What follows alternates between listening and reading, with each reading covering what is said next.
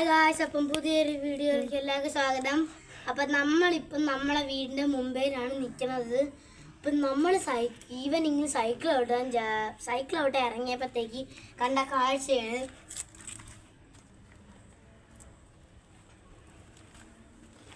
Guys, നമ്മളൊരു വലിയ സ്നെയിലിനെയാണ് കണ്ടത്. അപ്പം ഇത് ഒരു വലിയ സ്നെയിലാണ് ഗായ്സ്.